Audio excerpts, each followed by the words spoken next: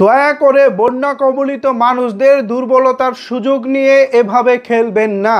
আমি বিশেষ করে অনুরোধ জানাচ্ছি, যাদের নৌকা রয়েছে, যাদের স্পিডবোট রয়েছে, যাদের বিভিন্ন ট্রলার রয়েছে, আপনারা দয়া করে এই মুহূর্তে একটু মানবিক হন।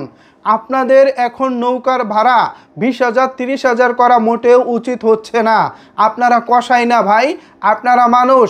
একটিবার চিন্তা করুন, আপনার পরিবার, আপনার বন্ধুবান্ধব, আপনার আত্মীয় স্বজন যে কেউ এই বিপদে পড়তে পারতো কিংবা পড়েছে, তাদের দিকে তাকিয়ে হলেও আপনাদেরকে আরও মানবিক হতে হবে।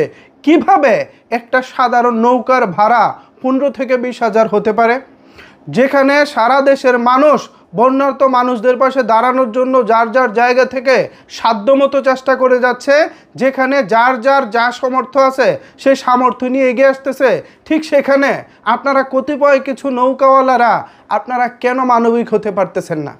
অবস্থা দেখে মনে হচ্ছে কালকে যদি কিয়ামতের ঘোষণা আসে, আজকে হয়তো বা কাফনের কাপড়ের দামও বেড়ে যেতে পারে। এই হচ্ছে আপনাদের মানবিকতা, এই হচ্ছে আপনাদের মানসিকতা। এটা করবেন না প্লিজ, এটা করবেন না। বর্তমানে আমাদের ফেনী, কুমিল্লা, নোয়াখালী, তারপর হচ্ছে সুনামগঞ্জ, হবিগঞ্জ, মৌলভীবাজার, লালমনিরহাট, কুড়িগ্রাম, পঞ্চগড়, এরকম বেশ কিছু জেলা মারাত্মকভাবে ক্ষতিগ্রস্ত হয়েছে। এই ক্ষতিগ্রস্ত এলাকায় আপনারা কাটা গায়ে নুনের ছিটা দিবেন না। কারো ঘরে আগুন লেগেছে আর আমি সেখানে গিয়ে আলু পোড়া দিয়ে খাবো, এই চিন্তা বাদ দেন ভাই প্লিজ।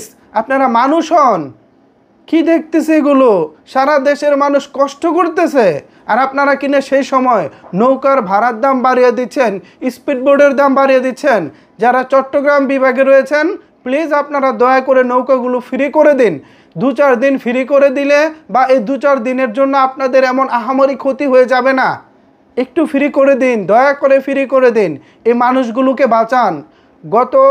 গতকাল রাত মধ্যরাত থেকে, আজকে না কিন্তু গতকাল রাত মধ্যরাত থেকে যারা পানিবন্দী হয়ে রয়েছেন, যারা অনাহারে দিন যাপন করতেছেন, তাদের পাশে দাঁড়ান প্লিজ।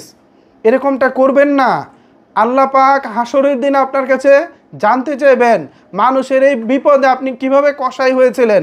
সেদিন আল্লাহ পাকের কাছে কি জবাব দিবেন, কি জবাব দিবেন আমি ভেবে পাই না। মহান সৃষ্টিকর্তা আল্লাহ পাক হাসরের দিন আপনার বিচার নেবেন, তার আগে জনতার আদালতে আপনার বিবেকটা কিভাবে দাঁড় করাবেন?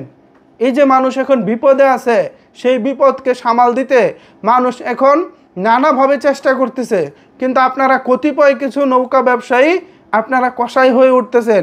এটা ঠিক না। চিন্তা করে দেখেন, আপনার পরিবারও বিপদে পড়তে পারতো বা পারে বা পড়েছে। একটিবার চিন্তা করেন, আপনার পাড়া প্রতিবেশী বিপদে পড়েছে, তাদের দিকে এভাবে কসাইয়ের নজর দিয়ে তাকাবেন না প্লিজ। আমি সবাইকে অনুরোধ করতেছি, যারা নৌকা ব্যবসায়ী আছেন বা যাদের ব্যক্তিগত নৌকা আছে, আপনারা এই মুহূর্তে নৌকাগুলোকে ফ্রি করে দিন। সারা দিন যথাযথ সম্ভব, যতটুকু সম্ভব সবাইকে উদ্ধার করার চেষ্টা করুন। নৌবাহিনী, পুলিশ বাহিনী বা বিমান বাহিনী, সেনাবাহিনী যারাই রয়েছেন, বর্ডার গার্ড, সবাইকে সহযোগিতা করুন। আপনাদের সবার জায়গা থেকে সবাই এগিয়ে আসুন, এতটুকু অনুরোধ রইল।